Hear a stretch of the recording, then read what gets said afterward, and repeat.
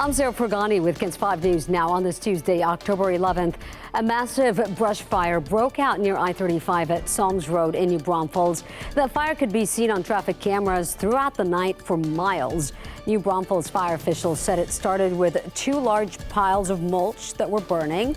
The fire is under control, but crews are staying on scene to monitor that fire while it burns out by itself.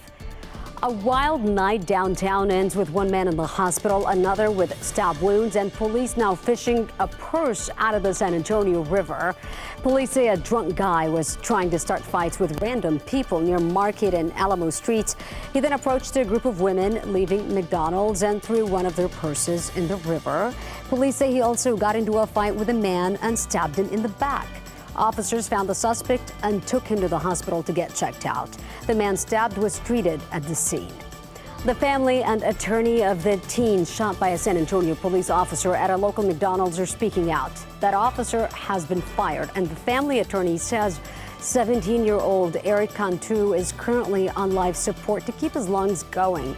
Officer James Brennan unloaded on Cantu's car at close range earlier this month near the McDonald's at Blanco Road and West Avenue. Body cam video shows the officer opened the driver's side door and ordered the teen out of the car. Then the car backed up, and within seconds, that officer began shooting.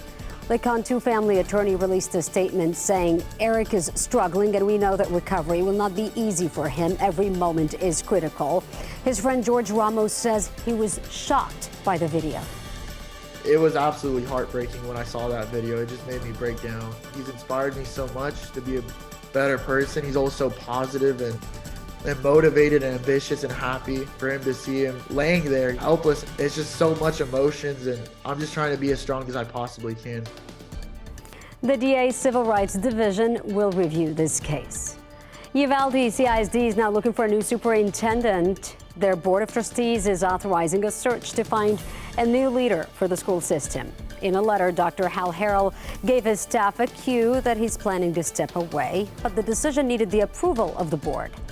Today's also the deadline to register to vote in the November 8th election. To be eligible to vote in Bexar County, you must be a U.S. citizen, at least 18 years old, and you cannot be a convicted felon who's still serving time on a prison sentence. If you're mailing in your registration, it must be postmarked by 5 this evening. Head to KENS5.com for a link to the forms.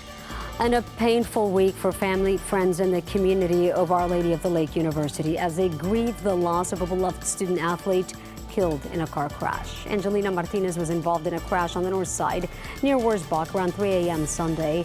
Martinez played volleyball for 3 seasons and was a kinesiology major. The university last night held a prayer service at Sacred Heart Chapel. Her coach and other staff reflected on Martinez's memory. It was my first recruit here in San Antonio, came from Reagan High School. It was such a unique and beautiful personality and soul. Right now we're just wrapping our hands around each other, providing as much love and prayer and support as we continue to understand what happened. Funeral arrangements are pending. Police say another person was killed in that crash, but they have not yet been identified. And a passenger in Martinez's car is also in critical condition. With 3 shooting deaths in the last 5 days in District 2, Councilman Jalen McKee-Rodriguez is hoping for a large turnout tonight for his second Crime Prevention Summit. McKee-Rodriguez says they will have representatives from a number of community service organizations that could help people solve problems even without police intervention. So what I hope comes out of this is some of that mixing and mingling, finding out what organizations are doing what kind of work. When you have a problem and maybe you can't go to a police officer, which community organization is doing intervention. The meeting starts at 6 tonight at Second Baptist Church on East Commerce. And happening today, a controversial Texas death penalty case goes before the U.S. Supreme Court. Rodney Reed was convicted of raping and killing Stacey Stites in Bastrop County more than 20 years ago. He and his attorneys want DNA testing done on the murder weapon, but the Supreme Court case being argued does not focus on Reed's conviction. It has to do with the timing of filing appeals for DNA testing. If the Supreme Court rules against Reed's appeal, the state could move forward with his execution. Fort Hood is getting a new name. The country's largest active duty Army post will soon be called Fort Cavazos. The name pays homage to General Richard Cavazos, the first Hispanic four-star general in Texas. Federal officials have until January 1st, 2024 to finalize the name change. A new prediction shows the U.S. could soon lose tens of thousands of jobs every month. Bank of America says the Fed's inflation reduction efforts could mean the country starts losing 175,000 jobs monthly throughout much of 2023. The company believes a recession will begin in the first half of next year, and with the unemployment rate climbing to 5.5%. But it's still well below the peak of nearly 15% in April 2020.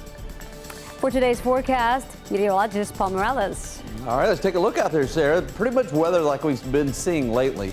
Partly cloudy skies, high at about 88 degrees. This evening's very nice. Mostly clear to partly cloudy skies, temperatures in the 80s. So another nice day for us today.